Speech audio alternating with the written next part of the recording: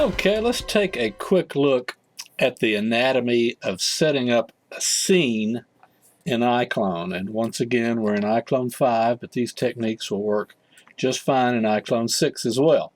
So we have our empty stage, I like to call it, and let's just build things up and see what we have to work with to create a scene like you just saw. First, I typically would add a terrain, and this is a very simple terrain I built in a program called Vue, V-U-E. Just built a simple terrain, gave it a texture, some very simple textures, certainly nothing fancy, but that will be where things are going to be placed. And I have created an object, and then I made it a terrain. And we can convert it back to a prop, and you can see the textures here. But once you decide that prop should be part of the terrain, then you can say add to terrain, and now it becomes the terrain. And things will plant themselves correctly on a terrain, and that's a nice feature of the terrain. The next thing let's look at, trees. Planted a lot of trees. This tree pack was bought in the iCLONE store. I believe they're based on the speed tree technology, and we have a number of different trees, and you can see the list here. Added quite a few to dress out the scene and just planted them around different places. This is where the opening shot takes place, right in here, as you can see. Okay, so then I also, if you'll remember, there was a little bit of water in that scene, and let's go ahead and turn on the water, and there we go. There's the water. You can adjust the water a bit, change its height according to the terrain, raise it, lower it. You can adjust the reflection capability, the wave size, the wave speed of the water, but this was kind of just a bit of a pond, so there wasn't going to be a lot. But you can see the waves change there possibly, and they will animate, as you can see there. So that was the water. Has nice reflection to it. Okay. Also added a little bit of grass. We have some plants here. That's not really the iCLONE grass. Here we have the iCLONE grass. It's okay for certain things. It does not receive or cast a shadow, but of course it doesn't take up a lot of polygon resources either, so that's a good thing. But I used it sparingly and might have gotten too much there, but that's the grass. You can certainly turn it on or off too, of course. Let's turn off a few things so I can show you a few other items that we used to create this scene. Okay, and now some more important items also in the scene, of course. We have a prop here, and let's take a look at what we've got. Here is, let me back up to the beginning here. This is our truck. This was a model at 3D Warehouse. I retextured it, added some more pieces and bits and parts to it. You didn't see it, but I had a barrel in there that fell off. Ended up not really using that.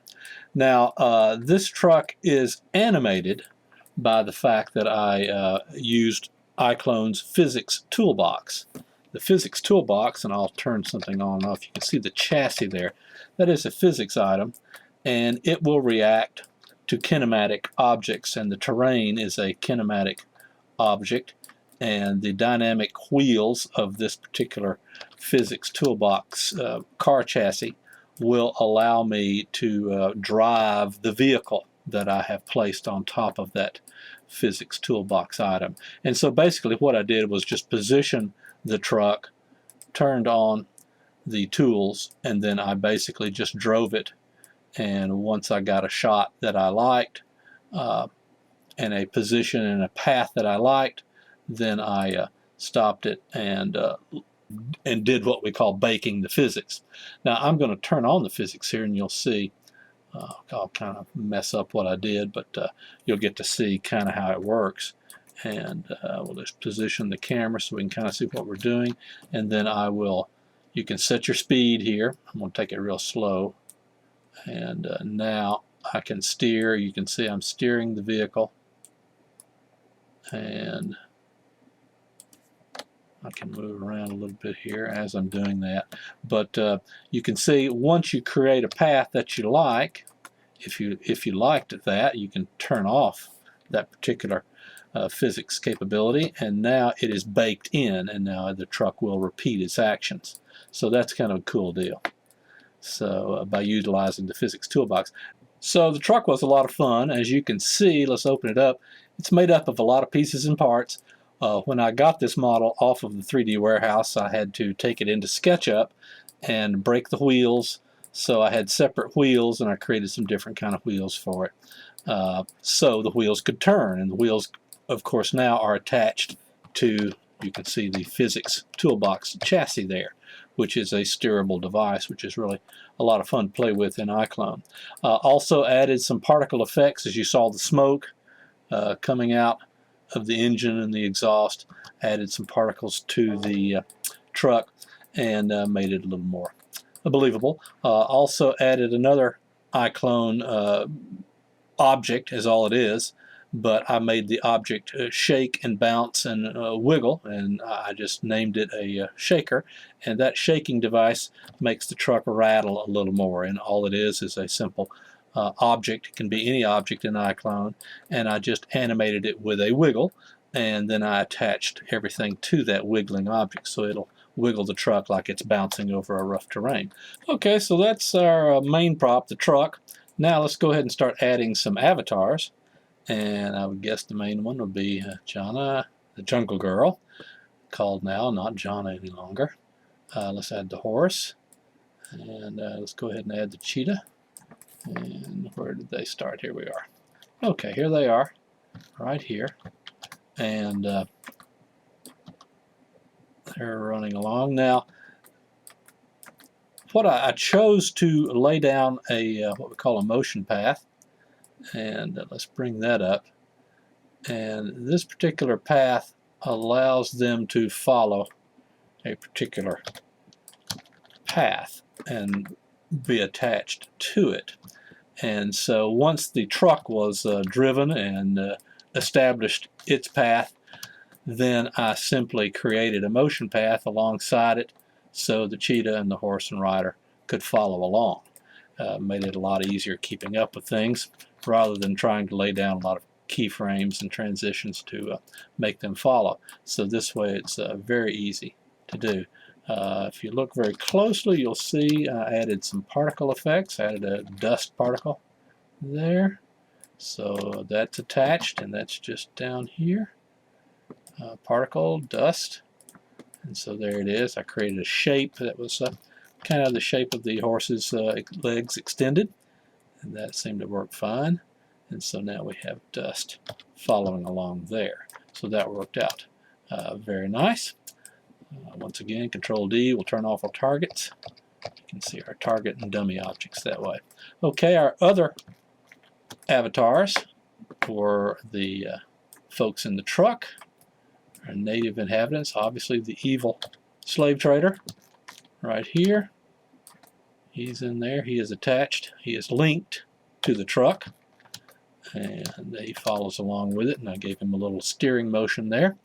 We have the native girl here in the animated pose we created. We have another tribesman, and so once again they are all linked to the truck, so they will follow along. And there everybody goes. So there we have pretty much the basics. We didn't show you, yes, we had a sky that came up. That's another object that gives us a sky, and that was a purchased object, as I remember. And let's see here if we can find it. There it is, called Alien Sky, right there. Simply a nice texture map there. Okay, so here we have the basic scene laid out, and you can kind of see all the elements put together. Now, the one thing, or two things we haven't talked about, the lighting or the cameras. I kept the lighting very simple in this scene. Basically, we have just the one light for the sun right here. It's obvious when it's off. It's definitely off. And kept that lighting very simple. Another light that I think I added, of course, was probably in the truck cab. And I think I added a little light there for the driver because he was in pretty much shadow. Yes, there's a little light right in there. So let's take a look at that little light, and just the one little point light. Point lights don't cast any shadows. They just give out a light. You can do a little bit of control of them, but they have their place. But definitely the lighting was extremely simple.